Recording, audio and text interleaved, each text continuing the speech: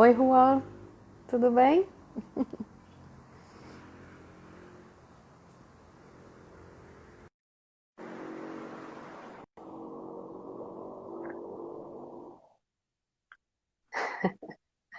Oi, Aline, Oi, tudo bem? tudo e você? Bem também. Tá me ouvindo bem? Tô sim, tá ótimo o áudio. Juan, Pois é, você viu que legal? a gente se vê em casa, né? Exatamente. Ai, legal. Aline, obrigada por você aceitar meu convite. Tenho certeza que a conversa hoje vai ser super bacana.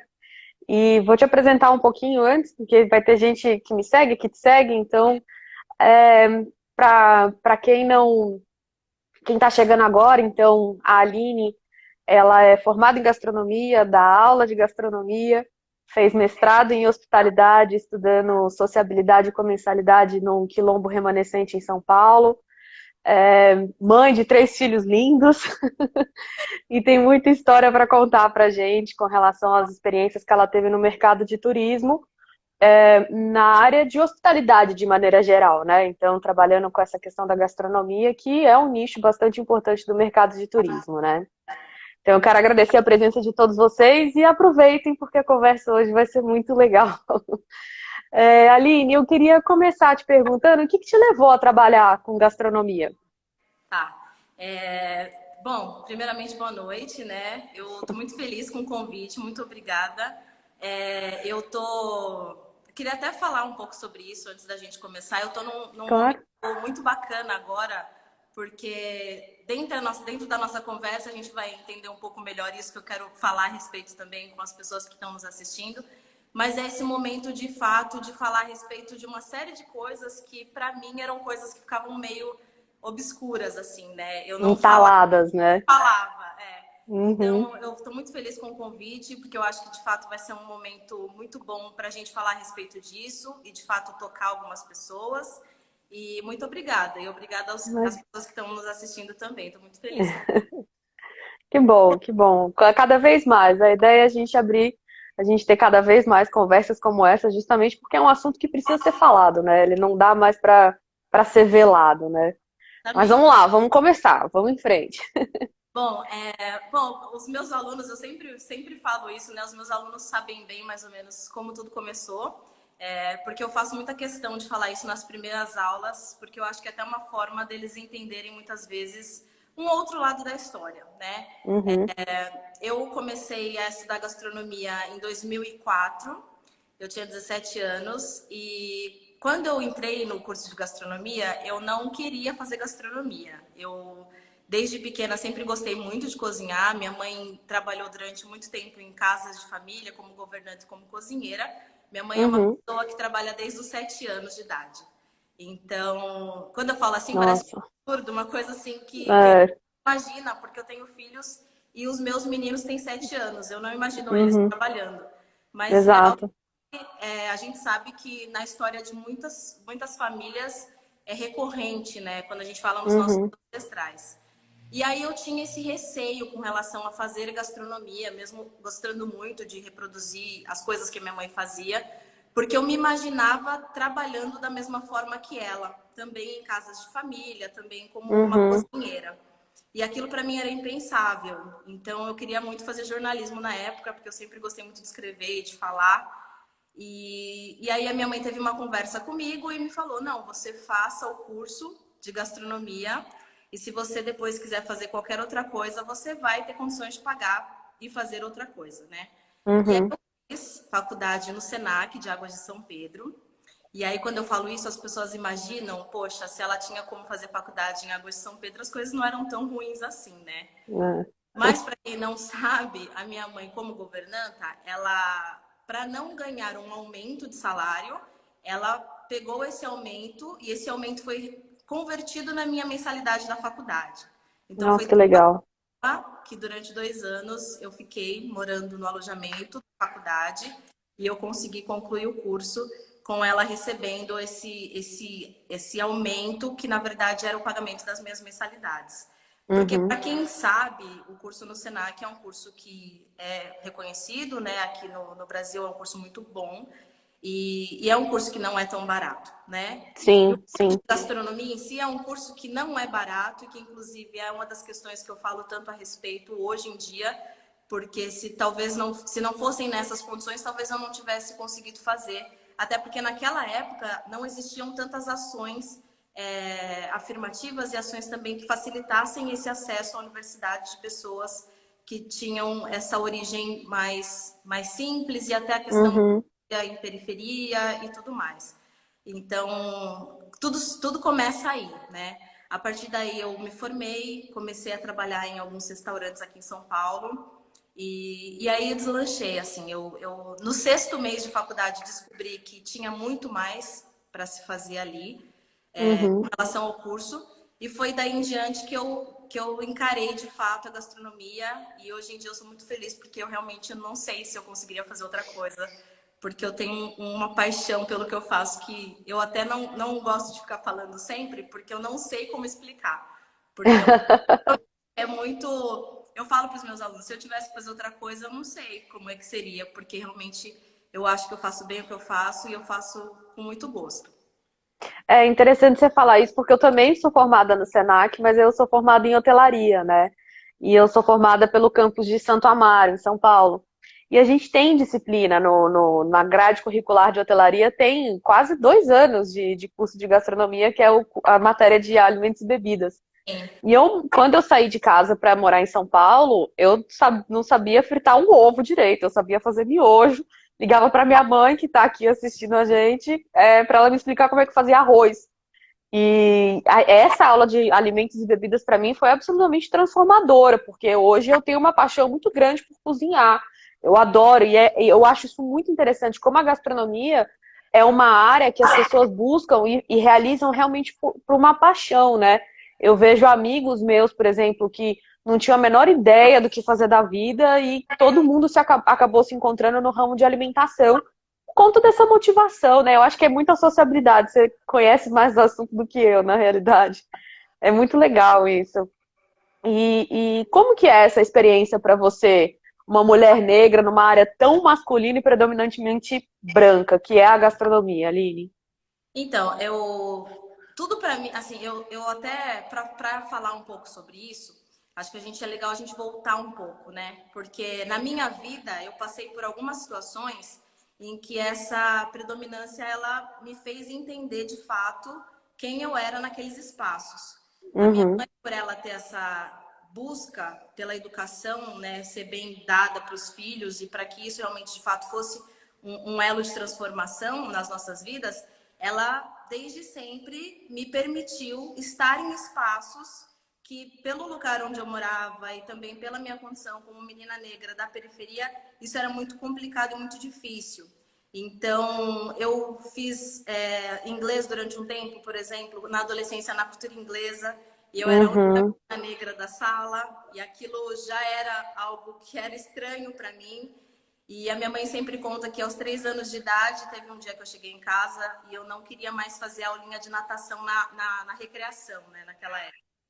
E aí ela conta que eu contei para ela na época que eu não queria mais fazer natação, porque eu tinha entrado na piscina e alguns meninos tinham dito que eu tinha sujado a água. E eu não uhum, entendi aquilo na época, né? Então, até falando um pouco sobre isso, as pessoas negras, né, no Brasil principalmente, eu acho que todas elas passam por esse momento, que é um momento em que elas, de fato, percebem-se como pessoas negras.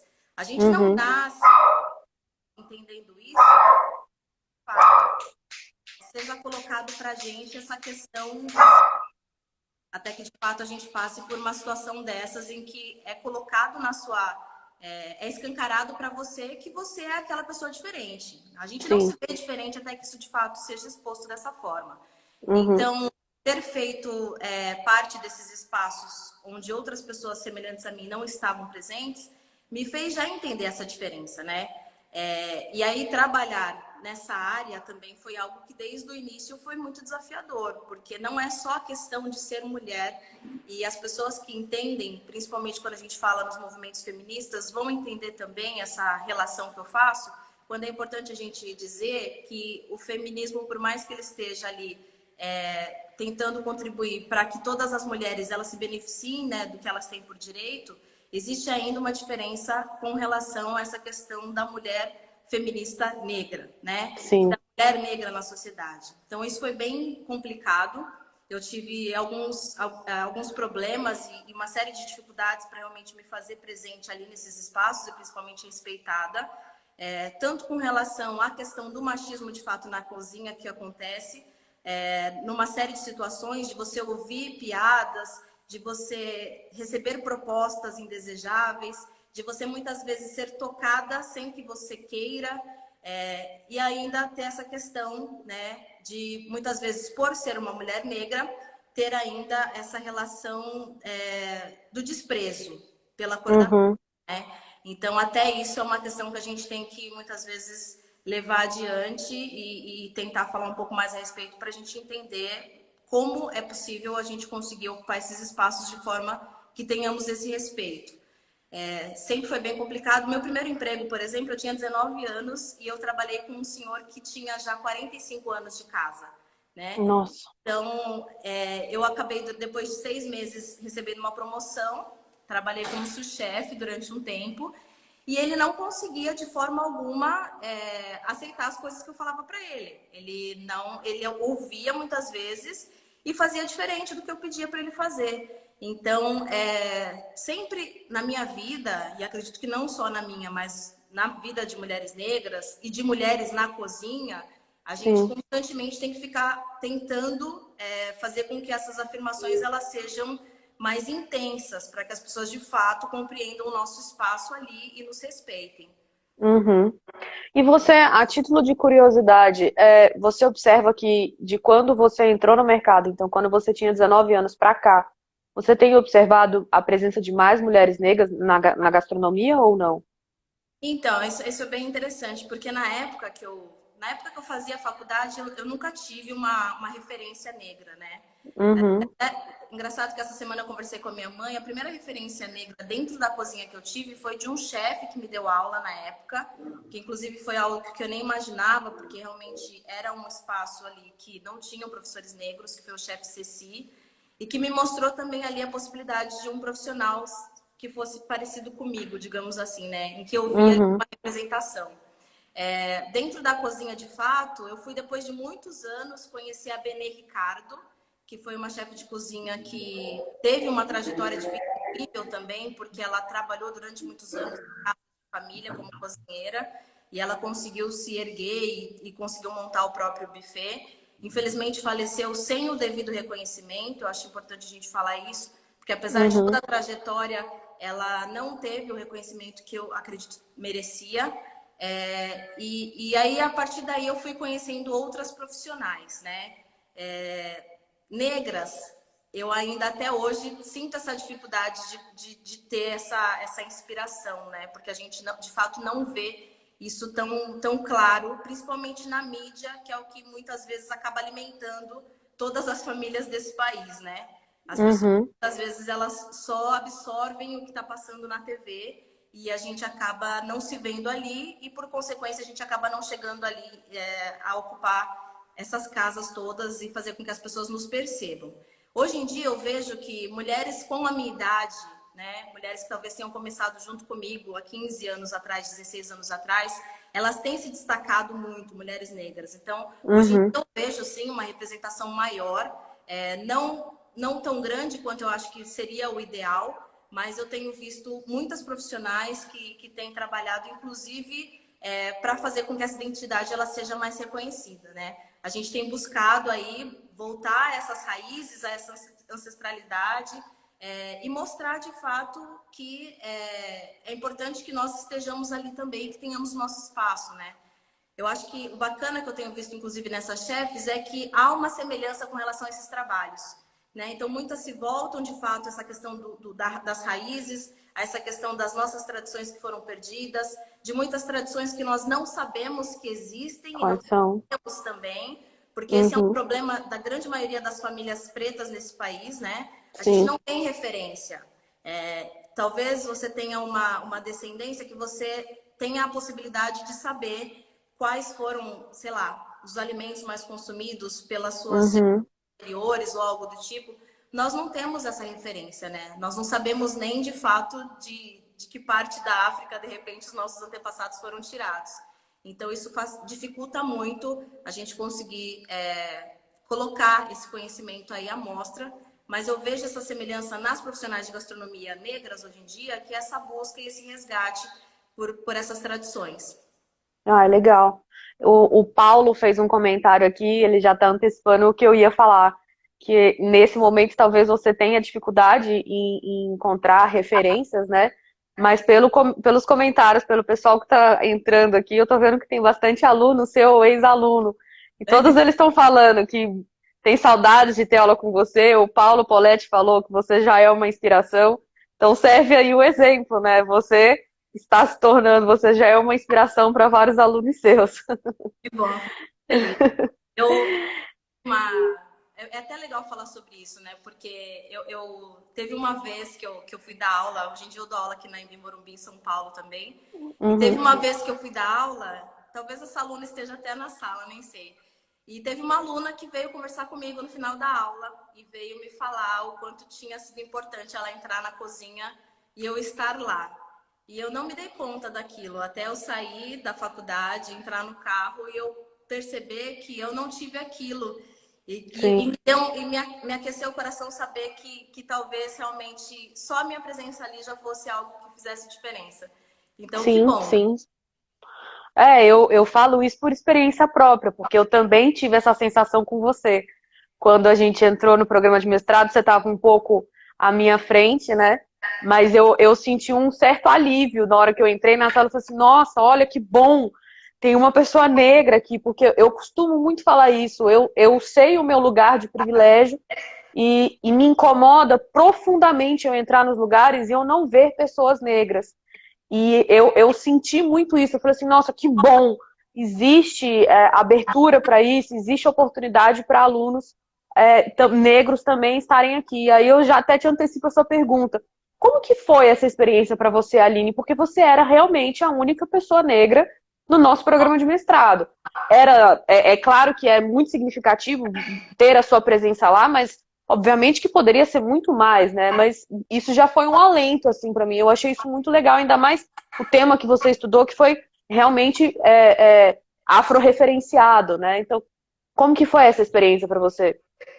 Então, essa experiência é mais uma continuidade, né? Eu costumo dizer das etapas assim da minha vida. Porque na faculdade de gastronomia, lá no Senac em Águas de São Pedro, eu era a única aluna negra também naquela época, né? E eu não digo do curso de gastronomia, eu me lembro que nós tínhamos ainda o curso de hotelaria, de gestão ambiental, e eu não conseguia ver pessoas que fossem negras também ali. Então, houveram momentos em que chegava a ser desesperador, assim, porque Imagino. o grande problema de a gente não conseguir, num ambiente, ver outras, de nós não conseguirmos em um ambiente ver pessoas parecidas conosco, é que muitas vezes você acaba se retraindo demais. E aí você não tira proveito daquilo como você deveria, você está sempre na defensiva, achando que alguma coisa vai acontecer. E isso fere a pessoa, porque acaba, muitas vezes, fazendo com que ela não consiga externalizar essa criatividade que ela tem, ou mesmo os conhecimentos que ela tem. E não foi diferente do que aconteceu comigo no mestrado. Eu sempre Uhum. acabei me segurando muito com relação a uma série de questões. Eu normalmente evito falar. Hoje em dia, eu posso falar para você que mesmo numa reunião de professores, muitas vezes eu não consigo falar coisas que me vêm à cabeça. E olha que hoje em dia eu consigo falar sobre isso e eu acredito que eu tenha tido uma evolução muito grande com relação a me ver como pessoa negra e a entender o meu papel na sociedade. Mas ainda Uhum. assim, eu sinto, e é impressionante como é algo consciente, que eu não consigo me fazer ter essa voz, porque eu fico sempre me sentindo retraída e ali com receio de repente parecer que as pessoas vão me destacar de alguma forma negativa, né? As Uhum. pessoas negras entendem muito isso. A gente acaba ficando sempre com essa proteção, que é muito ruim, porque de fato você acaba não conseguindo mostrar quem você é realmente. E no programa de mestrado, eu tive em vários momentos essa sensação, porque nem sempre a gente sabe, né? Quem ali dentro vai nos Sim. olhar de uma forma positiva ou negativa. A pessoa negra, ela não sabe identificar uma pessoa racista só de olhar para ela, né? Uhum. Isso é extremamente complicado, porque aí você fica na defensiva com relação a todas as pessoas no ambiente. E aí, dentro do mestrado, eu tive, sim, por várias vezes essa mesma sensação, mas eu digo a você que o mestrado, para mim, também foi extremamente libertador. Então, ao passo que eu continuava me sentindo retraída com relação a esses ambientes, esses espaços que eu estava ali ocupando, eu senti que foi realmente um dos momentos na minha vida que eu consegui fazer com que eu quebrasse um pouco essa barreira. Porque foi onde eu comecei a estudar a questão dos quilombos, foi onde eu comecei a entender o meu papel na sociedade, foi quando eu, de fato, me vi como uma pessoa negra, mas não da forma que eu me vi aos 3 anos de idade, com o Sim, comentário daqueles meninos, mas como uma pessoa negra que tinha condições de mostrar coisas extremamente relevantes e passar adiante um conhecimento que estava me sendo facilitado ali, né? Eu acho que sim. o lado positivo, justamente, da gente fazer a ocupação desses espaços e da gente, de fato, ter esse lugar de fala, é que você consegue ali levar esse conhecimento para pessoas que talvez não estejam tão privilegiadas, né? Sim. Então, eu acho que é isso que é bastante importante. Eu, como uma pessoa que saí da periferia, eu consigo levar isso para lá também. Eu consigo que as pessoas que estão lá, elas vejam em mim alguém que conseguiu chegar num lugar que talvez muitos deles não consigam. Então, Uhum. essa troca e essa vontade hoje que eu tenho de passar esse conhecimento adiante é justamente em virtude disso. De eu saber de todos os receios que muitas vezes pessoas negras passam, né, nesses espaços, quando conseguem chegar até eles, e de tentar fazer com que isso de alguma forma seja amenizado. Quando eu encontro um aluno na faculdade de gastronomia, que é a única pessoa negra dentro da sala de aula, por mais que eu esteja lá, eu sei o que ela está pensando, o que ela está passando, o Sim, que ela está sim. pensando. E eu sei que é extremamente amedrontador. Então, eu acho que essa onda hoje em dia que nós temos de realmente as pessoas estarem se conectando e estarem tentando de fato criar esse vínculo e essa união entre pessoas pretas, pessoas negras, eu acho que tem feito com que a gente consiga aí, de fato, andar uma série de passos adiante que nós estávamos parados demais e a gente não estava vendo a coisa evoluir. É legal você ter feito esse comentário, porque de você se sentir intimidada nos ambientes, porque eu na semana passada eu conheci um canal que foi recém-criado que chama Pretos e Negros, Afroturismo e Afrotelaria. E a primeira live que eles fizeram foi incrível e eles falaram, era um grupo que eram 4 mulheres e um homem. Eu achei muito legal o que eles falaram, porque, na realidade, tudo isso começou, essa minha iniciativa de chamar amigos meus para falar aqui sobre essa experiência do racismo no turismo, se deu porque eu ia fazer um post sobre afroturismo, e aí eu comecei a pesquisa, comecei a ver um monte de coisa sobre racismo, eu fiquei horrorizada com aquilo, eu falei, não, pera, deixa eu dar um passo para trás Sim. e vamos falar sobre o racismo primeiro. E quando eu escrevi o texto que está lá no meu blog falando sobre isso, muito do que apareceu na minha pesquisa se dava de que os negros, eles são viajantes, mas não necessariamente eles viajam com a frequência que eles gostariam por uma questão de renda, apesar de ser uma população, ser a maioria na população brasileira, etc e tal. E sempre fiquei com isso na cabeça, inclusive nas outras lives eu falei sobre isso aqui. Mas nessa live específica que eu assisti, uma das convidadas, ela passou uma informação que me doeu mais ainda. E eu imagino o quanto deve ter sido doído para ela falar isso, que na realidade não é que a maioria dos negros não tem a renda para investir em viagem.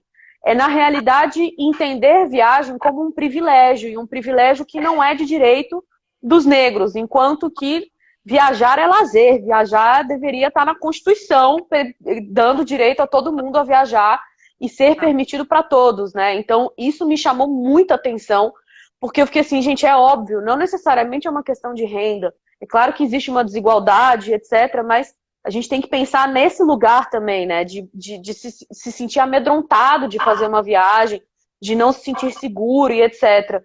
E aí eu te pergunto, já emendo logo na pergunta, conta um pouquinho quais são os lugares no Brasil e no exterior que você já teve a oportunidade de conhecer. É muito legal você ter falado sobre isso. Realmente existe essa realidade, né? Acho que é legal a gente discutir isso também. Eu sempre quando falo sobre as possibilidades, né, sobre tudo que eu consegui na vida hoje em dia que eu tenho, e essas vivências e experiências, tudo se deu em virtude da gastronomia, né? Eu já consegui viajar para fora, para países como Argentina, eu trabalhei um tempo em Dubai, como você sabe, eu fui para Espanha e fui para Portugal também. Então, aqui no Brasil, eu viajei mais para cidades do interior. Eu não e fui para o Rio de Janeiro, para alguns estados mais próximos, mas não viajei tanto quanto eu gostaria. Até porque eu Uhum, realmente acredito que eu tenha tido na época muito preconceito com relação às viagens nacionais. Não tinha tanto esclarecimento com relação a isso. Algo que mudou e hoje em dia realmente eu tenho essa vontade de descobrir alguns espaços específicos, né?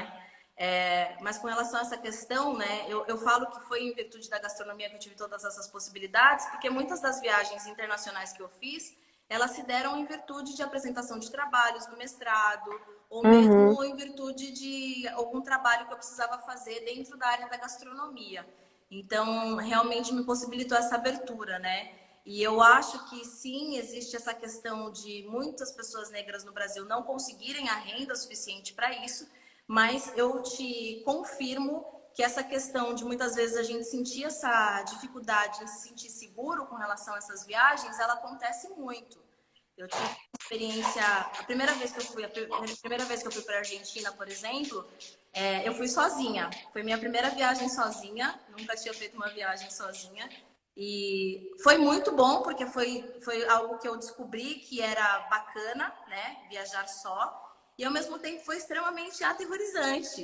Então, Eu imagino. eu até brinco hoje que eu preciso ir novamente para Buenos Aires para eu ter uma experiência. Porque a que eu tive foi extremamente assustadora. Porque, Principalmente num país que é predominantemente branco, né? Você não vê nenhum negro na rua lá. exatamente.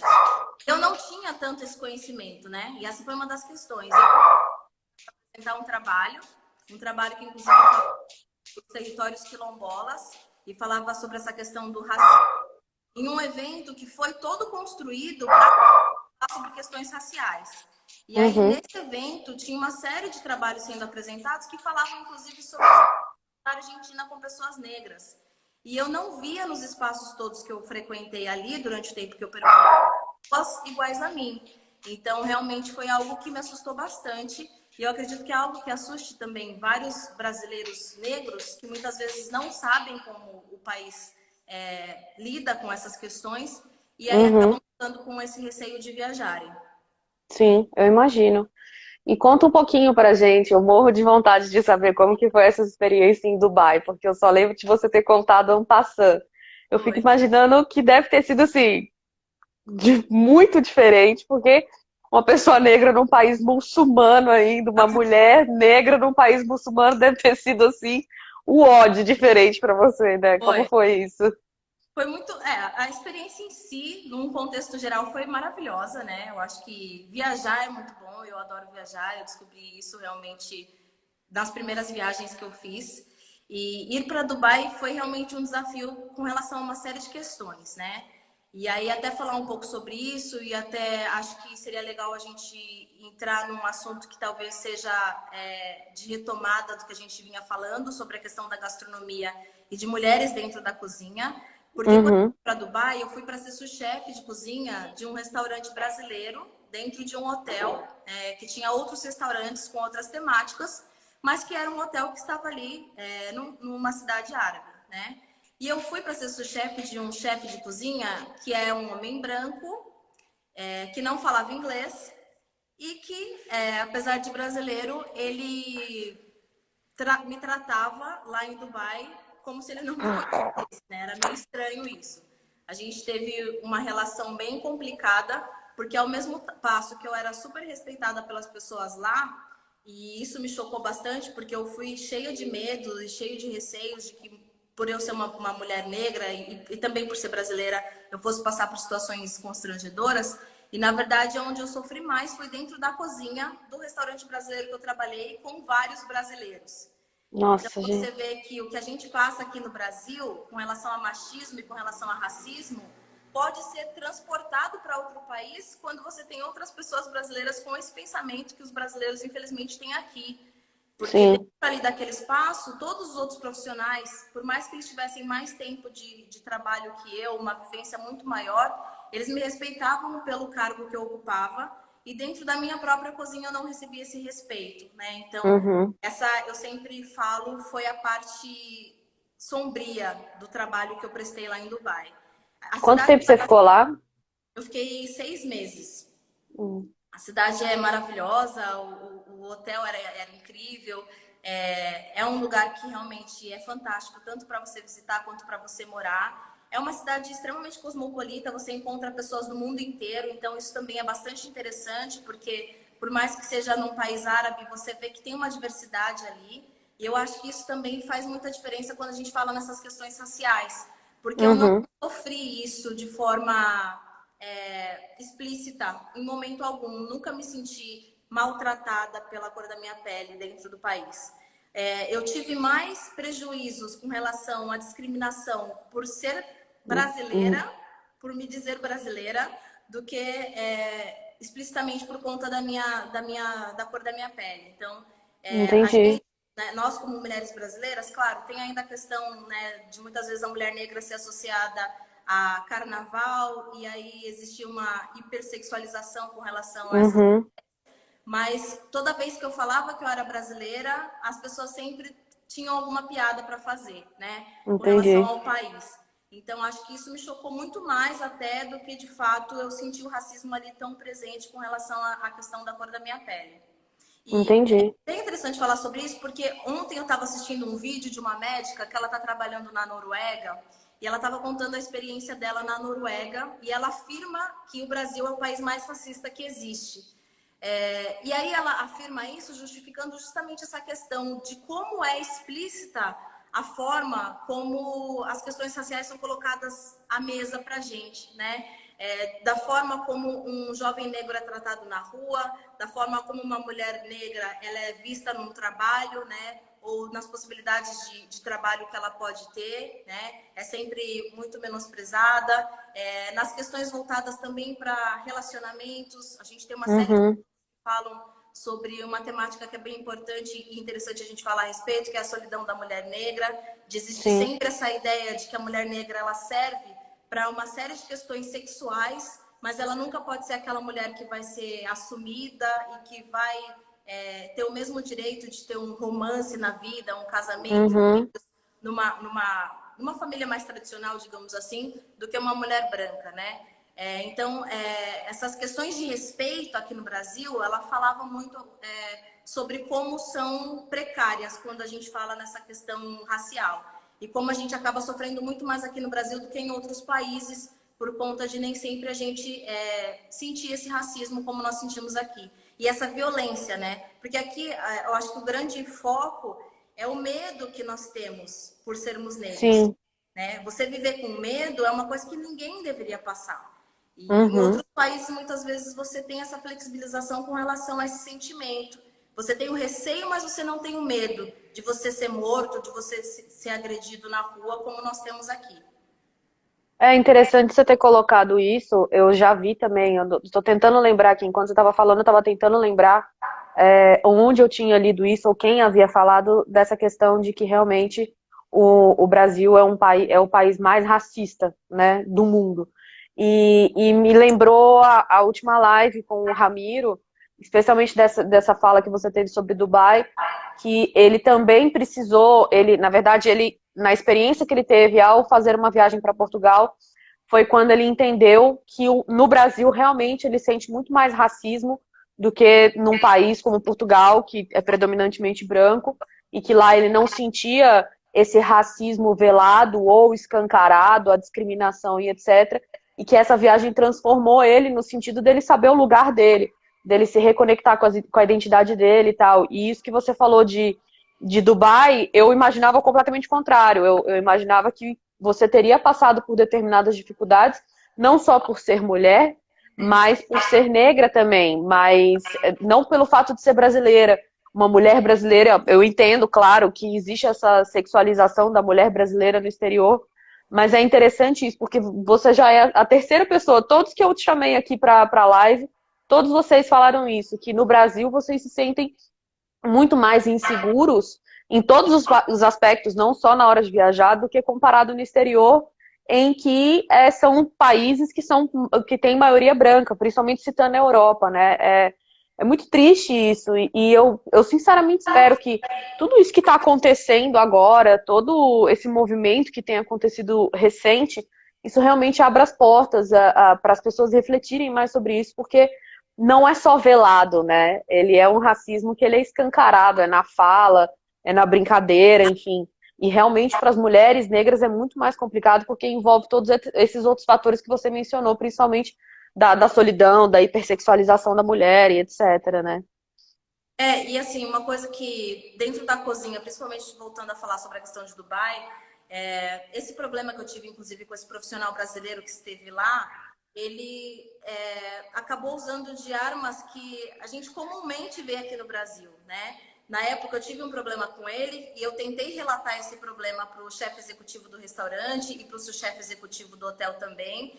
E o que ele fez, esse profissional, foi tentar, de alguma forma, me fazer parecer aquele estereótipo da mulher preta histérica, que está reclamando, louca, de uma coisa que não estava acontecendo, né? E quando a gente fala em machismo, constantemente homens buscam fazer com que as mulheres elas passem por pessoas que Descontroladas. de forma descontrolada, né? De forma insana, que elas não estão de fato vendo aquilo como está acontecendo, para realmente fazer com que elas não tenham reconhecimento da fala que elas estão ali externalizando.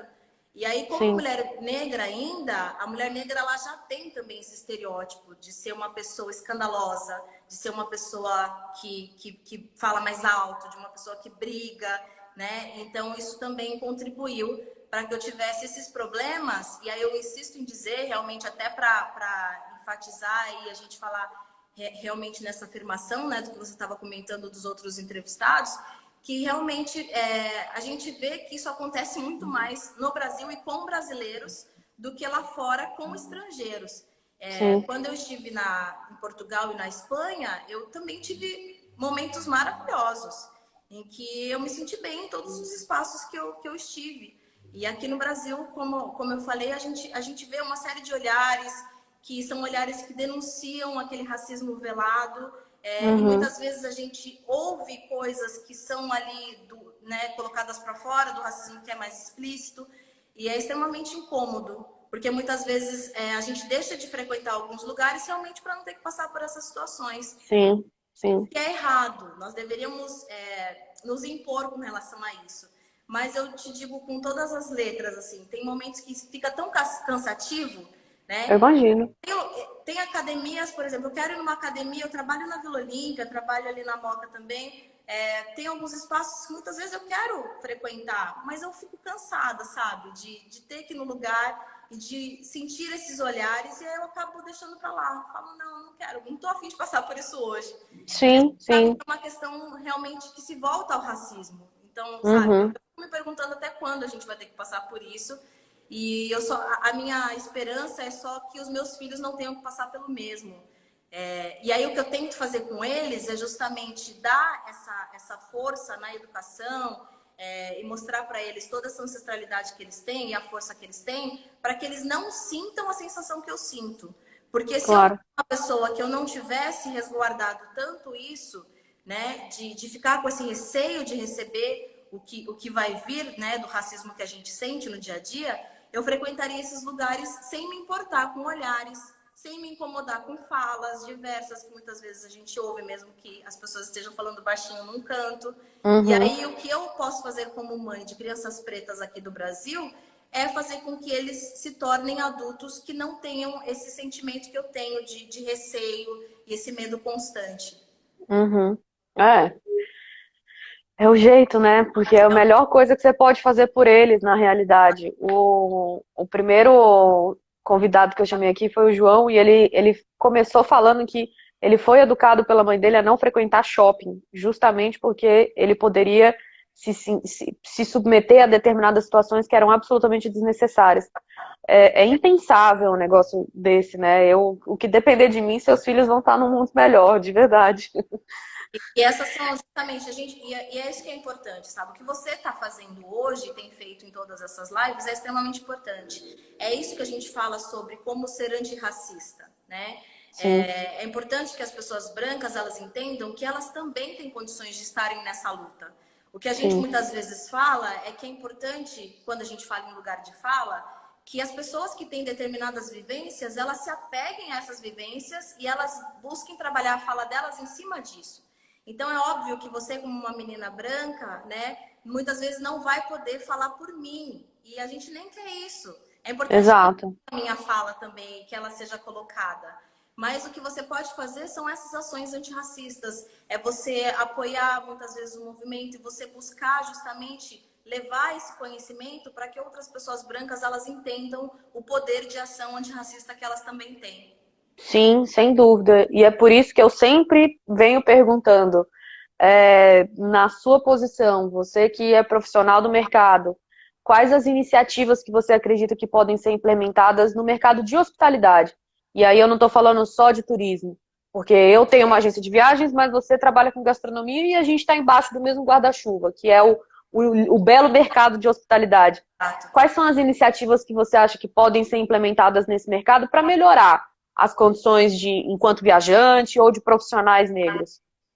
Então, eu acho essa pergunta bem complexa, porque por mais que nós falemos a respeito de uma série de coisas que deveriam mudar hoje em dia, de imediato, a gente não vai conseguir fazer dessa forma, porque a gente entende que o grande problema são as nossas bases estruturais, né? Uhum, A partir do momento que você não cria crianças e não educa crianças que de fato entendam essa questão da necessidade da gente, de fato, trabalhar ações afirmativas e que façam com que elas entendam que as pessoas elas têm condições de estarem nos mesmos espaços, que elas são iguais nesse sentido de que todas têm que ter as mesmas oportunidades, a gente não vai conseguir trabalhar de modo a fazer com que elas se tornem adultos que realmente façam essa diferença nesses mercados todos. Não só da uhum, hospitalidade, mas em todos os outros segmentos que nós temos aí. Então, eu acho que a gente acaba indo muito lá para trás para tentar resolver o problema. Eu não vejo, e pode até ser uma fala negativa minha, mas eu não vejo como nós conseguiríamos fazer com que as mudanças elas fossem imediatas.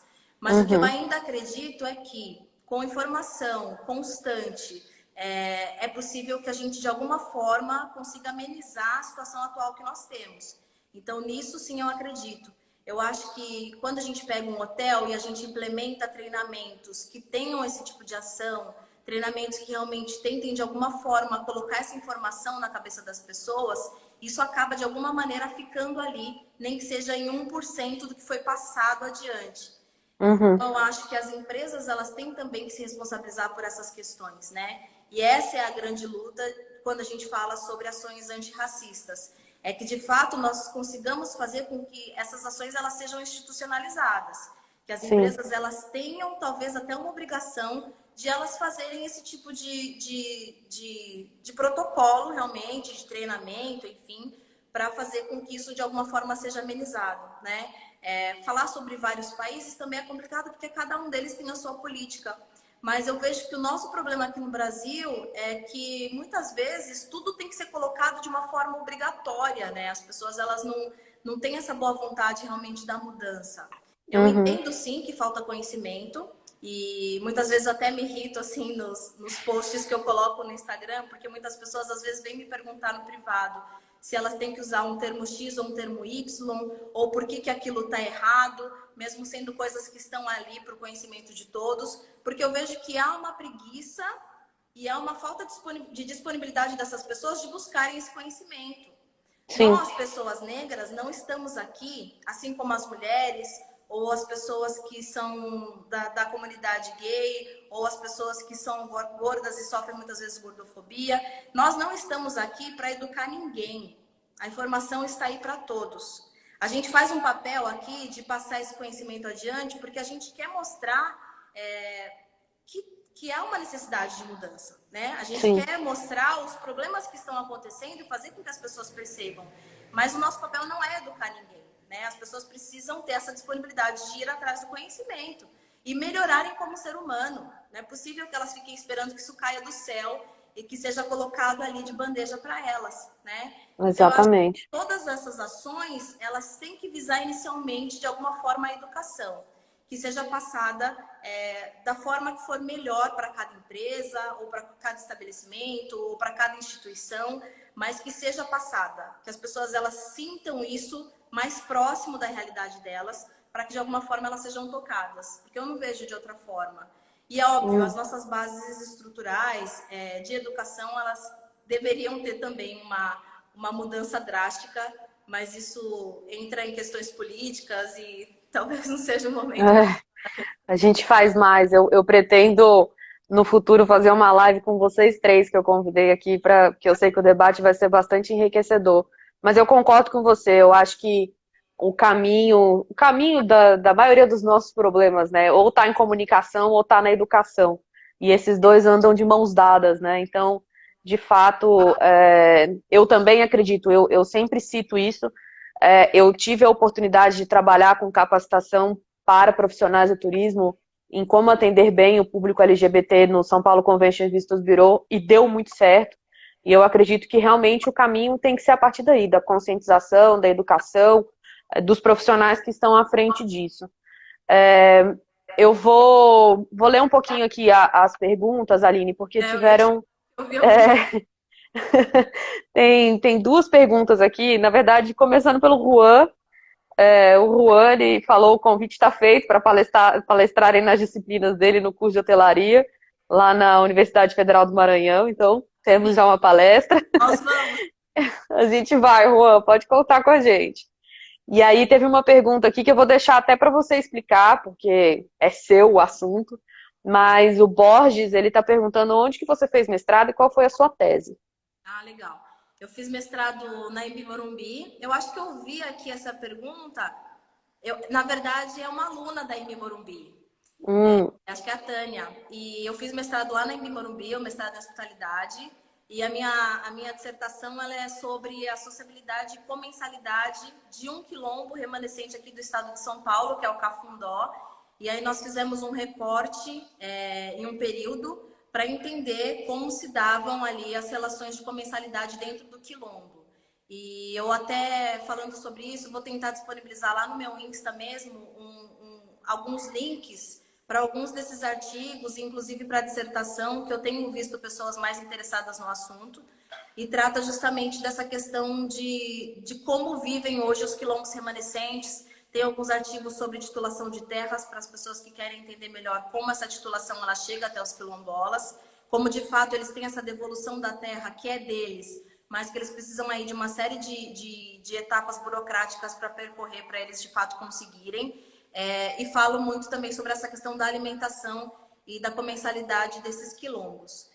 Tem alguns estudos, principalmente no Cafundó, que fica em Salto de Pirapora, no interior de São Paulo, e tem alguns estudos também com alguns quilombos do Vale do Ribeira, que acabam se diferenciando, principalmente com relação ao que eles têm de disponibilidade de ingredientes, de alimentos ali em cada uma das regiões. Só para explicar, para conceituar um pouquinho o pessoal, Aline, porque eu acredito que deva ter gente aqui que não sabe o que é sociabilidade e comensalidade, porque são termos que a gente usa mais na hospitalidade, né? Então, e mesmo na gastronomia. Explica um pouquinho para eles o que é isso, por favor. Sim.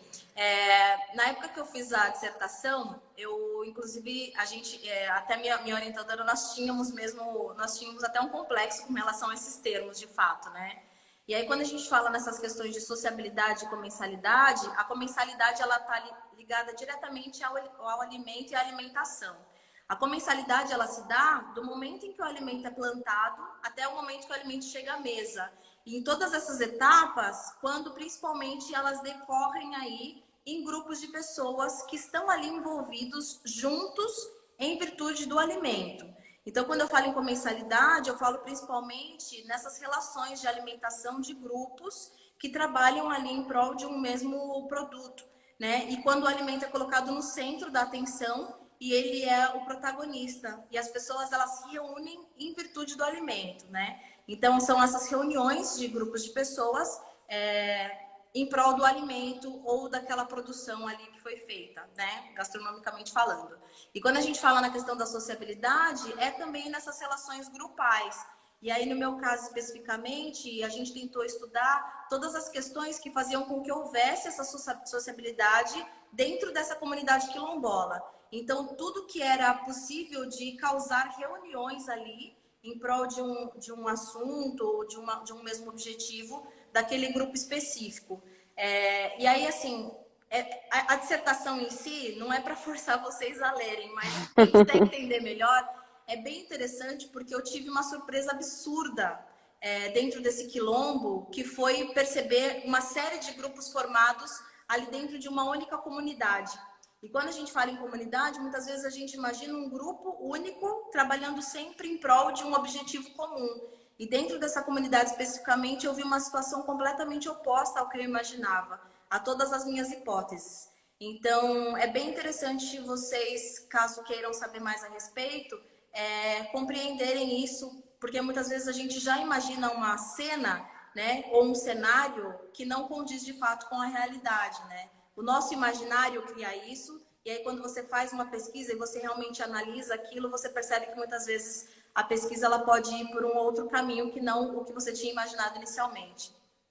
É legal você ter falado isso, porque, de novo, eu me lembrei dessa live nesse canal do YouTube que eu assisti. E aí eu vou até contar para vocês um fato que foi rememorado nessa live que eu achei incrível. Essa mesma pessoa que havia dito que não, que os negros eles acabam entendendo que viajar é um privilégio que não é acessível a eles. É, é, ela é dona de uma pousada em Olímpia, aqui no interior de São Paulo. E aí ela estava contando que ela fez uma análise durante o ano de 2015 ou 2016. O ano inteirinho ela contou quantos hóspedes negros ela teve na pousada dela. E aí no final do ano ela chegou a um número de 3% do total dos hóspedes dela eram negros. E Nossa. aquilo incomodou ela profundamente, porque ela pensava, gente, eu, negra, dono da pousada, aonde eu estou errando? É. E ela fala isso, aonde estão os meus? E ela fez uma iniciativa, ela saiu chamando um monte de gente pelo Facebook, ela, ela convidou, porque como a Olímpia tem os parques aquáticos, né? Ela fez algumas promoções para atrair famílias com crianças e tal, não sei o quê. E aí ela foi, inclusive, nesse momento que ela identificou, porque ela fez uma pesquisa com esses grupos e as pessoas relatando que elas não era uma questão de renda, não era um problema financeiro, mas sim porque elas não se sentiam pertencentes ao espaço, não era algo que era merecedor. E aí ela conseguiu, depois de um ano, ela conseguiu que aumentasse o número de hóspedes dela, acabou se formando um grupo de 60 pessoas, todos negros, famílias, dos mais variados tipos. É, e aí as pessoas elas vão para a pousada dela com uma certa frequência, eles fazem viagens juntos hoje também para outros lugares. E ela fala exatamente isso, de que foi uma realização tão grande para ela, porque ela se viu em determinados momentos, porque é uma pousada pequena, que a pousada inteira dela estava repleta de pessoas negras e que tinha essa oportunidade da comensalidade e da sociabilidade sempre em volta do alimento. Então, os hóspedes iam para a cozinha e botavam a mão na massa e faziam os pratos e trocava essa experiência, ela falando isso, muito envolvendo a ancestralidade do povo negro, que é um hábito isso, de se sentar e contar histórias, etc. É óbvio que, assim, eu tenho também lembranças dentro de uma cozinha, enfim, da minha família, etc., mas na cultura negra isso é muito mais forte, né? E eu achei bonito esse depoimento que ela deu e vai realmente de encontro com isso que você falou da sua pesquisa, porque eu fiquei assim, nossa, olha só, é lindo isso, e deve ter sido muito bacana para você mesmo fazer essa pesquisa, né? E o que você falou, o termo que você usou, eu falo muito sobre isso também nos meus artigos, que é a questão do pertencimento, né? Porque a pessoa negra com todos esses traumas, né, que muitas vezes são traumas não de vivência, mas traumas da realidade de uma pessoa negra que vê os seus passando por aquelas situações, não permite que muitas vezes ela sinta esse pertencimento em alguns espaços. E uma Uhum. das questões que eu trato bastante é essa relação dentro dos quilombos, né? que são ambientes que tradicionalmente, em virtude do nosso imaginário, a gente imagina são repletos de pessoas negras e que muitas vezes acabaram também tendo ali ações que fizeram com que outros ocupantes se apropriassem daquele espaço. E Sim, aí os negros eles acabam achando que eles não pertencem àquele lugar, né? E o não pertencimento, ele te causa esse afastamento, né? Então provavelmente ela tinha muito esse problema realmente das pessoas não se sentirem de fato pertencentes ali. E quando a pessoa se sente de fato aquilo tá natural, ela realmente pertence, ela realmente assume aqueles lugares, né? Ela ocupa aqueles espaços e aí você vê a relação que se dá em virtude disso. Quando é natural e sim, quando a pessoa de fato se sente ali, pertencente àquele espaço. sim, sem dúvida. Perfeito. Ó, faltam 4 minutinhos. Eu morro de medo do Instagram me derrubar, que nem me aconteceu da primeira vez. Vamos ver se tem mais alguma pergunta. Alguém tem mais alguma dúvida? Alguém quer perguntar alguma coisa para a Aline? Vamos lá, gente. Aline, vou te fazer a mesma última pergunta que eu faço para todo mundo, mas eu vou te dar um tempinho. Não, você pode até me mandar depois, que são dicas. Vou te pedir para você me mandar depois dicas de filme, de livro, Ah, de ótimo. série, Já combinado. sobre o tema. Fica à vontade, depois você me manda que eu realmente acredito nisso. O conhecimento é o que vai mudar essa realidade que a gente vive hoje. E tem sido muito legal o feedback que eu tenho recebido das pessoas em relação a essas dicas, porque é, é uma forma mais acessível, né, da gente conseguir aprender melhor sobre esse assunto do racismo, né? Com certeza. Bom, aproveitando, eu vi várias mensagens e tem vários alunos e ex-alunos. Muitos. Obrigada a todos vocês por terem participado e eu concordo plenamente. Eu acho que a gente compartilhar o conhecimento, né, e essa informação.